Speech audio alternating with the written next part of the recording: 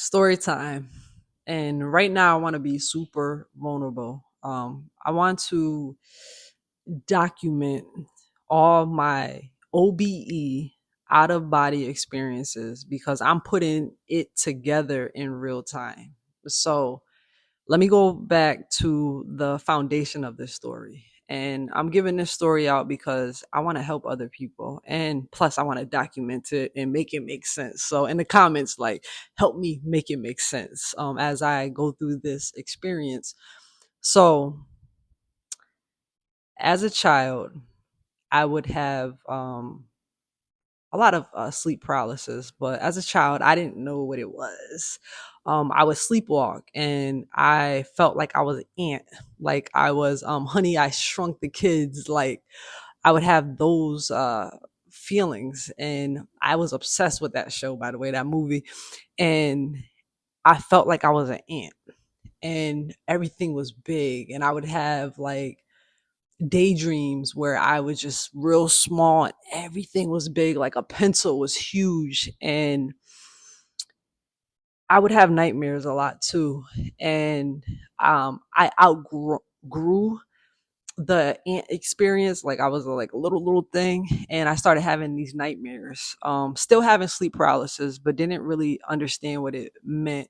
So I would have these nightmares of, and the only words I could put together was, it was like a Holocaust situation, a Stranger Things situation, a Divergent situation, a Hunger Games situation. That's what it felt like for me.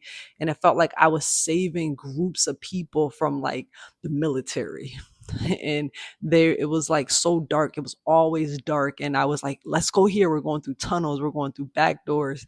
And I have a gun and I'm shooting people, and I see my hands. I'm, obviously I like I'm in a dream, and the dream world is real, and I'm like just saving people. And I would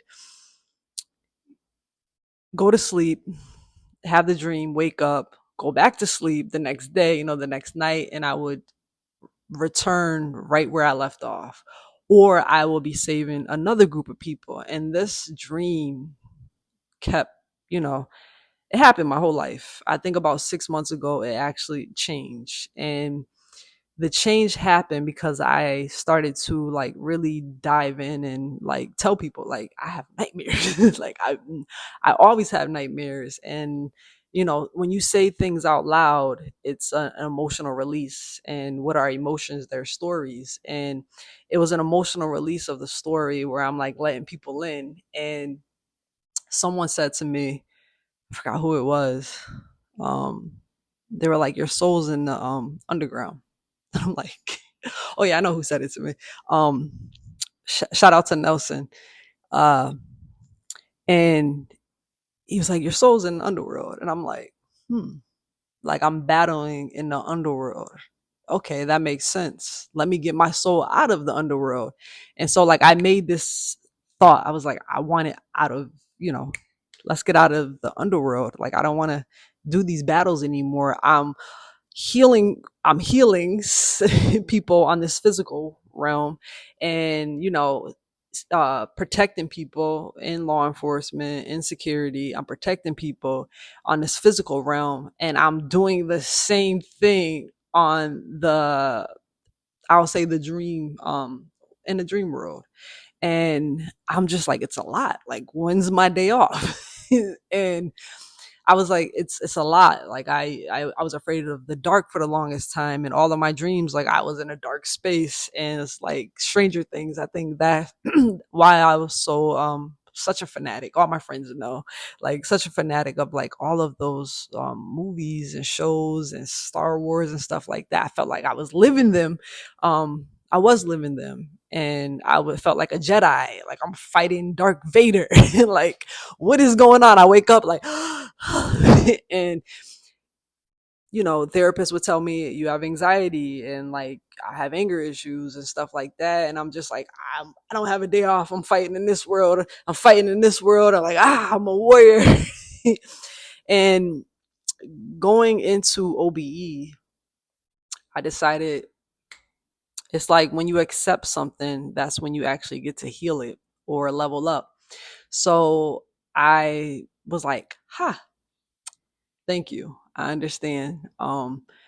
So that night I went to sleep, and this is probably like a couple months ago. I went to sleep and I had a sleep paralysis, and they're normal to me. And I'm like, I'm blaming it on myself, like we all do. And like, I'm anxious and my nervous system is not balanced. It's a lot going on, and have a sleep paralysis. And I'm just like, I'm so tired. Like, I'm just going to let it pass. And I felt my body like leave, and it went to my parents' home, and I was in my old bedroom, and it was dark, and I was like, oh my goodness, is it happening right now? So I was like, let me look, let me see if I see a watch. I don't see a watch on my hand. Okay. I see my hands, but there's no watch. Okay. Like people said, like, look for the watch in your hand. I'm like, there's no watch. And I was just like, whatever.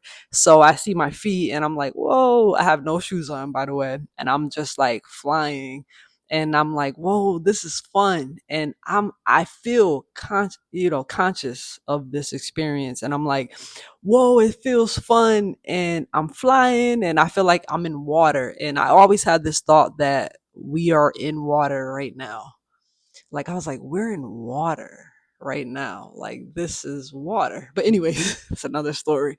So I'm in water, and I'm flowing, and I'm twisting, and, gravity, defying. And I go past my parents' room, and like it's dark, like everything is dark. And I see, like a place, like one of the doors, like I punched, you know, and I looked at it, and this is like an inner child healing. And I looked at it, and I was like, I'm not afraid anymore.